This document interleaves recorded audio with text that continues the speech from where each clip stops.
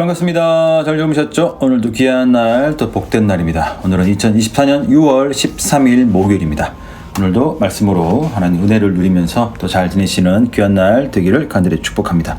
오늘은 맥주생일기 164일차고요. 우리가 읽을 말씀은 성경 228페이지 신명기 18장입니다.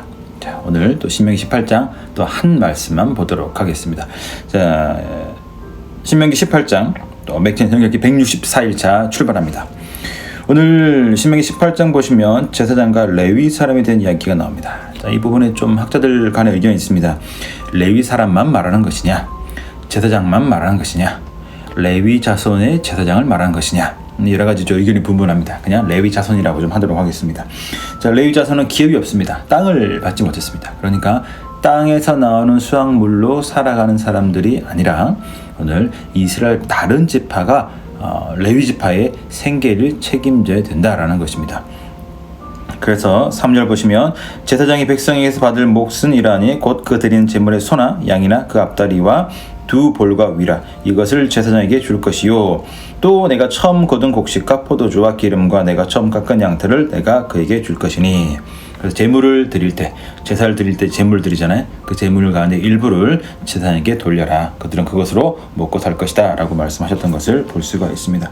이렇게 하신 두 가지 이유가 있습니다. 첫 번째는 오늘 하나님이 그들의 기업이 되시면서 하나님이 레위 자손에게 어떤 중요한 일들을 맡기셨기 때문에 그들은 다른 지파와 다르게 하나님을 섬기는 일을 하면서 이스라엘 지파가 다른 지파가 도와줘야 한다라고 하나님이 말씀하셨기 때문입니다. 자, 여기까지만 보면은 레위 지파는 마치 오늘날 우리 저 같은 목회자인 것 같습니다. 그죠? 조금 더 들어가 보면 하나님이 레위 자손에게 이렇게 말씀하신 이유가 있습니다. 자, 그것이 무엇이냐면 자, 출애굽 때 보면 하나님은 10번째 재앙에서 장자 그리고 짐승의 첫 새끼를 죽이는 그런 재앙을 내리셨죠. 그때 이스라엘은 유월절이라는 개념이 생기면서 저기를 지키면서 이 죽음이 그날 넘어갔습니다. 왜냐하면 어린 양의 피를 문설주와 좌우 임방에 발랐기 때문이죠. 그 집만 죽음이 넘어갔습니다. 그래서 유월절이라는 개념이 생겼죠. 자, 그리고 하나님 뭐라고 말씀하셨냐면 그 10번째 재앙을 통해서 이렇게 말씀하십니다. 이스라엘 자손 중에 처음 태어난 것은 사람이든지 짐승이든지 다 내게 속하였음은 내가 애굽 땅에서 모든 처음 태어난 자를 치던 날에 그들을 내게 구별하였음이라. 자, 그렇죠. 그러니까 이스라엘의 모든 첫 장자 모든 짐승의 첫 새끼는 다 하나님께 드림, 바침이 되어야 합니다. 그렇죠? 그러나 그것을 그렇게 다 할 수가 없지요. 그래서 하나님은 민수기 8장에서 뭐라고 말씀하셨냐면 자, 그들은 이스라엘 자손 중에 이제 레위입니다. 자손 중에서 내게 온전히 드린 바 된 자라 이스라엘 자손 중 모든 초태생, 그러니까 첫 새끼 처음 태어난 거죠. 초태생 곧 모든 처음 태어난 자 대신 내가 그들 레위인을 처하였나니 이스라엘 자손 중에 처음 태어난 것은 사람이든지 짐승이든지 다 내게 속하였음은 내가 애굽 땅에서 모든 처음 태어난 자를 치던 날에 그들을 내게 구별하였음이라.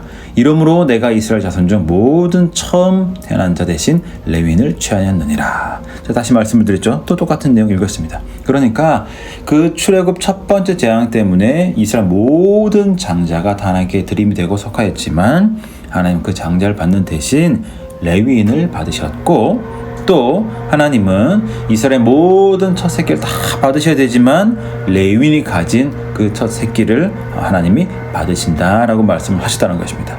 그러니까 이것이 무슨 개념입니까? 대속의 개념이 있는 거죠. 이스라엘 모든 지파의 첫 아들을 다 하나님께 드려야 되지만 그것을 대신해서 레위인 사람들이 레위 지파가 책임을 졌고 짐승의 첫 새끼도 마찬가지로 책임을 졌다라는 것입니다. 자, 그럼 여기서 우리가 무슨 개념을 생각할 수 있을까요? 대속. 오늘 성경은 우리에게 이렇게 말씀하고 있습니다. 너는 바로에게 이르기를 여호와의 말씀에 이스라엘은 내 아들 내 장자라. 자, 그 다음 마태복음 시몬 베드로가 대답하여 이르되 주는 그리스도시요 살아계신 하나님의 아들이시니이다. 결국 오늘 이스라엘의 장자라고 말씀하신 하나님이 또 신약에 와서는 예수님이 하나님의 유일한 독생자다라고 말씀을 하셨습니다. 결국 하나님은 모든 성도들의 그 죄에 대한 책임을 물어야 되지만 하나님은 대신 예수 그리스도의 대속을 사용하셨죠. 그래서 예수님이 십자가에서 죽으심으로 말미암아 우리의 죄를 대속하셨습니다. 우리 대신 죄값을 치르셨습니다. 구속하셨다라고 말씀을 하고 있죠. 그래서 오늘 레위인을 통해서 우리가 기억해야 될 것은 예수님이 우리 대신 죽으셨구나. 자, 첫 장자 예수님이 독생자로 죽으셨죠. 그리고 첫 제물, 첫 새끼, 오늘 예수님이 그 제물이 되셔서 스스로 어린 양이 되셔서 화목제물로 우리를 하나님과 화목하게 하셨다라는 걸 기억하시면 됩니다. 그러니까 오늘 본문에 등장하는 레위인은 결국 예수님을 말씀하는 것이다 라는 것이 가장 중요한 것이고요. 그 다음에 또 저 같은 목회자가 여전히 말씀을 잘 가르치는 그런 삶을 살아야 되는 그런 부분도 여기에 포함이 되어 있습니다. 자, 그 다음에 중요한 것이 한 가지 있습니다. 그것이 무엇일까요? 오늘 여기까지 나가면은 그래 이거는 뭐 나랑 관계 없네 라고 생각을 할 수도 있겠죠. 그죠? 그러나 여러분도 이 레위인이 맡은 그런 역할을 일부 감당하는 사람이라는 것을 기억하시면 좋겠습니다. 자, 여러분이 직장에 아는 사람이 있고 친구들이 있겠죠. 그죠? 그러면 누가 그들에게 예수님을 전해줄 수 있을까요? 누가 그들에게 하나님이 이런 분이시다라는 걸 보여줄 수 있을까요? 자, 결혼을 했습니다. 또는 친구랑 지내고 있습니다. 그 친구에게 누가 예수님은 좋은 사람이다, 예수님이 이런 우리 구원자다라고 말할 수 있을까요? 여러분이 그 일을 할 수 있는 거죠. 결혼했습니다. 아이를 낳았습니다. 그 아이에게 어떻게 하나님에 대해서 알려줄 수 있을까요? 여러분이 하실 수 있는 거죠. 오늘 결혼했을 때 부부 사이에도 남편은 아내에게, 아내는 남편에게 예수님이 어떤 분이신지 오늘 그 부분을 가장 자주 보여줄 수 있는 자리에 있다라는 거죠.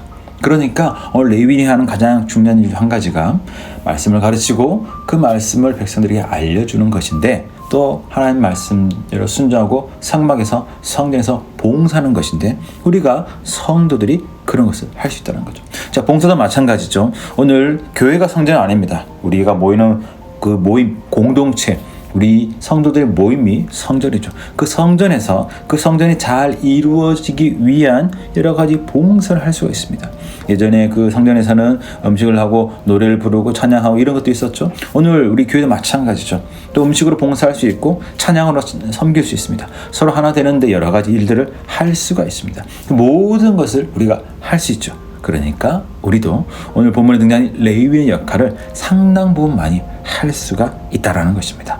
그래서 오늘 이 본문을 통해서 레위인은 예수님이 말씀하는 거구나, 목회자를 말씀하겠지 해서 끝나면 안 되고, 우리 성도들도 레위인의 역할을 일정 부분 감당하며 살아가는 중요한 역할이 주어졌구나 라는 것을 잘 기억하시면 좋겠습니다. 그래서 나는 이 공동체의 하나됨을 위해서 이 레위인이 맡았던 이런 일들 중에서 무엇을 할 수 있을까? 또 레위인이 백성들을 위해서 하나님 말씀을 가르쳤는데, 나는 내가 만난 사람과 내가 속한 곳에 있는 그 믿지 않은 사람들에게 어떻게 예수님을 전할 수 있을까?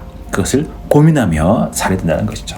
그렇게 이 레위인의 사명을 잘 감당하며 여러분이 직장에서 친구로 만날 때, 교회 있을 때도 그 사명을 잘 감당하며 살아가시는 저와 여러분 모두가 되시기를 간절히 축복합니다. 그렇게 잘 살아가는 오늘 되기를 간절히 소망합니다. 자, 오늘도 잘 지내시고 저도 내일 여러분과 만나도록 하겠습니다.